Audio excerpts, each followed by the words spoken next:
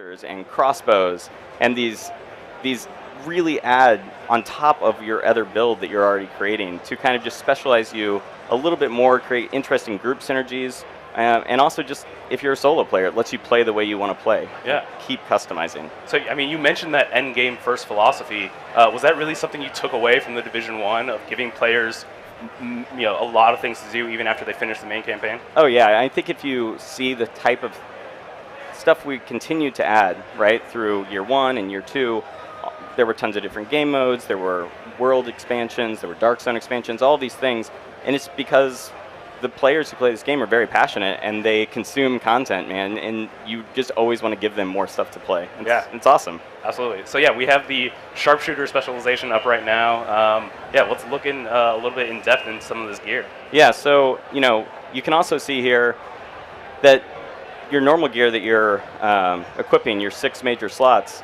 have brands associated with them now. And that adds so much to the game because on top of trying to get a really good set of knee pads, you're trying to combine brands together in interesting ways as well. And it's just, I really think the core loot game is going to be super interesting in this one and in a real evolution. Yeah, that's always what hooked me on the first division. Yeah.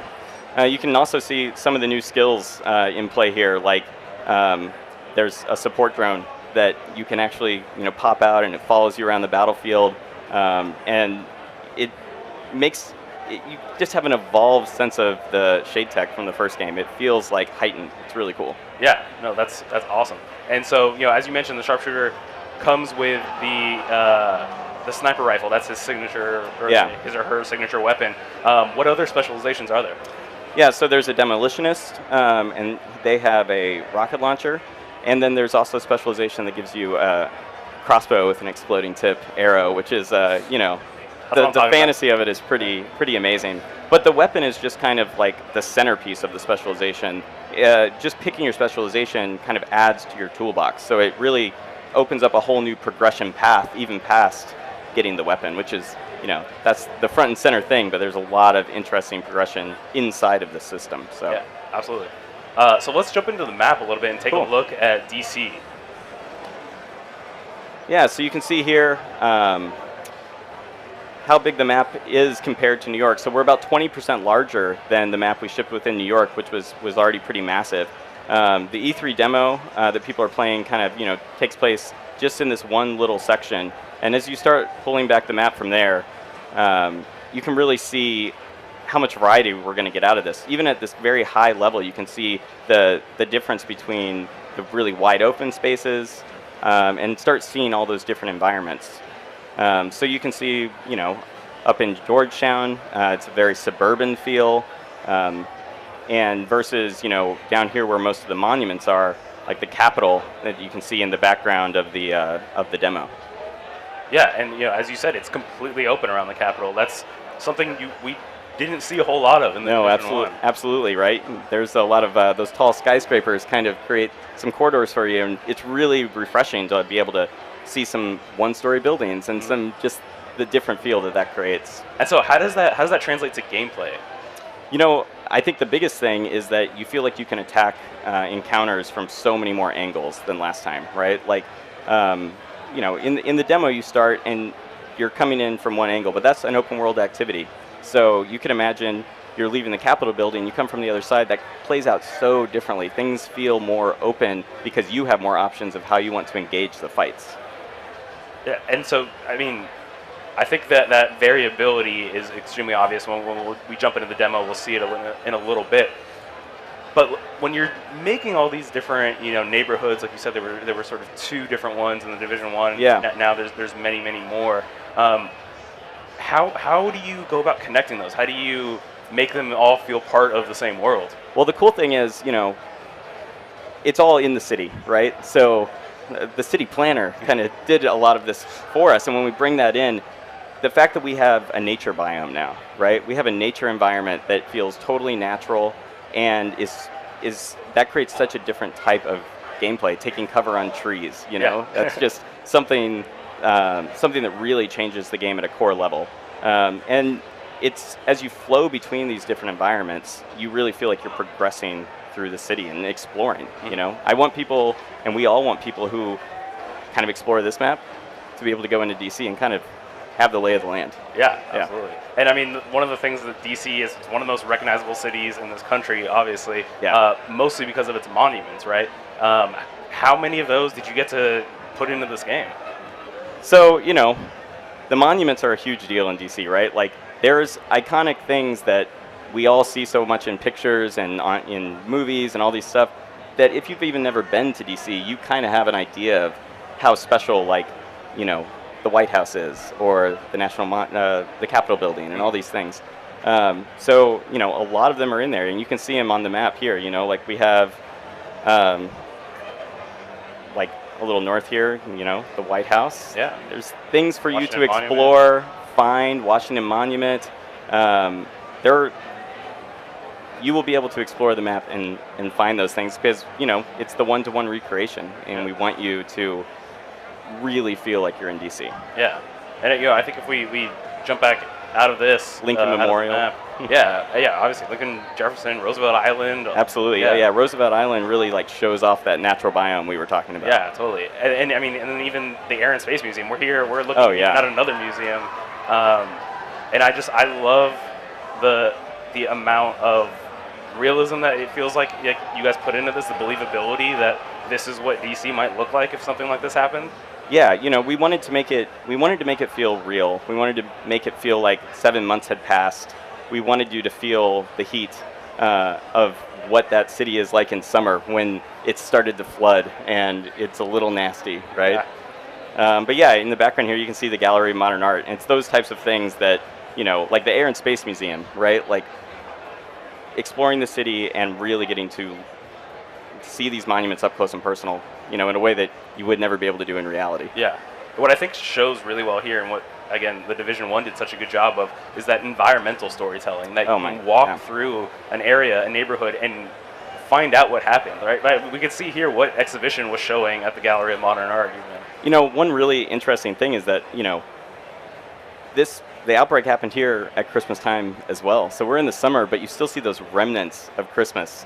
Like famous Christmas trees that are really up in DC at that time of year are still there, but they're dead and their ornaments are hanging on them, And you get that sense of no one ever cleaned this up, and time passed, and nature came out, and all of that stuff. Yeah, it's bad enough faux pas leaving your Christmas tree up at New Year's, let alone well into summer. But yeah, that's a really great point. That the outbreak hits all at the same time. What happens when it's 6 months down the line, and how do you deal with that? True Sons have this area locked down, but if you can capture their control point, you'll be clearing the way for the settlement to take it over. So this is the area we just sort of took a look at. But what's going on in this demo? Well, the cool thing about this demo is, this is not some scripted mission. It's not a side mission. It's not a main mission. This is just the open world. This is the living world that we're creating. So the players are just exploring the living world right now, and they come upon a control point. And that's one of these things I was talking about, where that the True Sons faction have moved in there to try to lock it down. And if you get in there, you can call civilians to help you and try to take it back. And if you hold that, you're getting resources for the civilians. You're helping them out. And these types of things can just occur throughout the living world, right? They're different every time you play, and we really want to increase the replayability of even this aspect of the game. Yeah, and so we're looking here at a 4-person squad, right? Sort of switching between angles. Walk us through a bit of what these players are doing, what each specialization might be. Yeah, so I think like the most noticeable thing right off the bat is they're using cover a lot, and that's a core pillar of what we're trying to do. Is we want to really put an emphasis on the core shooter feel, right? So the lethality is, you really feel it. You want to fight from cover. It feels very tactical, and so you'll see them using a lot of very smart cover and getting kind of flushed out of that cover throughout the demo, right? And having to kind of react on the fly as to what the AI are doing. In terms of their skills, I love the deer. That's one of my favorite. I love the deer. Yeah. I made the mistake of shooting the deer in my demo just to see if I could, and I felt so guilty. It broke your heart. It did. It did. People, don't shoot deers. Yeah. Don't do it, even in game. But anyway, if we look at their actual loadouts, right? We can see here, deploying a skill, they've thrown this hive out, and you can see this is one of the new skills that kind of shoots out these little micro drones that seek out targets. Kind of, once again, just like a new toolbox for you to play with. Here we're using another one of the new skills that lets you throw out this kind of explosive mist into the air, and when bullets penetrate inside of it, it lights on fire. Okay. So there's clouds of fire. Clouds of fire, right? And you can imagine you could lay down this cloud of fire, throw the hive in there. The hive lets out the chain reaction of fire throughout the battlefield. We're trying to create a lot of interesting synergies between what players can actually build. Yeah. And I think, we started off in sort of a enclosed interior space, and now we see, the Capitol building in the background. It's a much more open space, like you were talking about, than we'd ever seen before. Yeah, absolutely. I think even that first building we went through, you could have come in through the second story or the bottom and attacked from all these different angles, and it feels like you have options. But then you get into an environment like this, and you could completely 360 flank around this space. There's tons of different tactical positions, and I really think it's going to add to the replayability of the game. I'm really excited about it. Yeah, and you're totally right. Just even seeing here trees and grass and greenery, in the hot DC summer feels like a total change of pace for the Division. That guy just got some sick loot out of that supply drop that was stuck up in the tree. We're trying to hide a lot of stuff like that around the space, which is cool. Yeah, so I mean, the environments are worth exploring too. Yeah, right? exactly. Yeah, you wanna pay attention and look around. Not only pretty, but they got loot. That's what this is really about. Just give me more loot. Yeah, right. Yeah. So here you can see, the control point is up. The True Sons have captured it. When you go in, you could totally try to take this control point back on your own, or you could call in nearby allies. So you shoot off a flare, and that actually calls civilians to come and support you and try to take this back, and then they'll hold it. And they're really out there, and they really have to travel to this space, and it's all part of this living world simulation. That's awesome to hear. Yeah. So, I mean, we're looking at a 4-player team right now, but of course you can play this all by yourself. So if you need a little support, absolutely. shoot that flare up, right? You got it. And you can kind of get into position, shoot off the flare, see them approaching, wait to attack until they're there, and kind of really plan out your attack in a more strategic way. Yeah, that's awesome. So here they're fighting the True Sons. What's important about this point? Why is it a control point? So each of the control points, there's lots of them littered all around the environment, but they're places that would have some sort of resource that these factions and these settlements need. So it might be water supplies or food, or there's varying things that they go after. But yeah, each environment has something that these factions want out of it. And this one on top of it is, an amazing crashed Air Force One, which kind of does add to the spectacle. Oh yeah, certainly. What I think what's cool that we're seeing here too. Yeah, you'll see the task force has just arrived from when he kicked it in. Sorry to. No, absolutely. But we get all these different perspectives, and you see how different you can play. You can be right up there in the middle with a shotgun. Like this person just pulled out their specialized weapon, which is the grenade launcher. And you actually have to collect special ammo for that. So you'll be collecting special ammo for your weapon as you play, and and then using it at really the right moment, right? So it's these big explosions of power that are super impactful on the battlefield. Yeah, we just saw the drone there as well. Yeah, this person just pulled out their 50 cal sniper rifle. It's pretty meaty. Take a look at the map overall. So why don't we jump into that? Yeah, cool.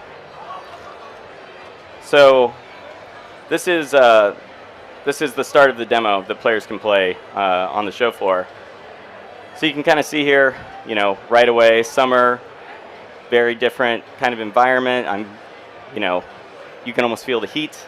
And if I jump into my inventory, you can start seeing some of the changes we made to that nitty-gritty part of the RPG. And the biggest change right off the bat is the specialization weapon, right? When you hold on, I just want to stop you right there.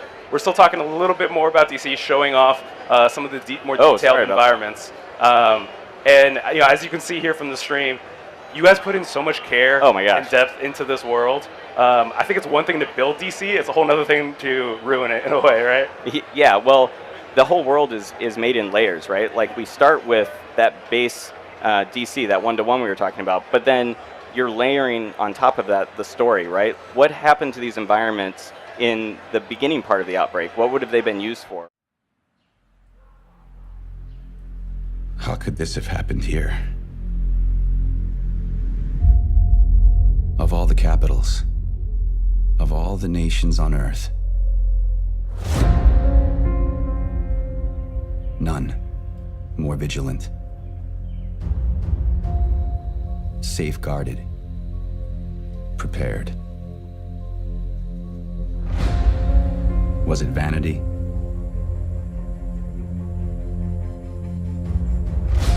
Bad luck? Or something more sinister? One thing is beyond question. This is where we push back. This is our defining moment. If we fail, our nation falls. We are the free world's last line of defense.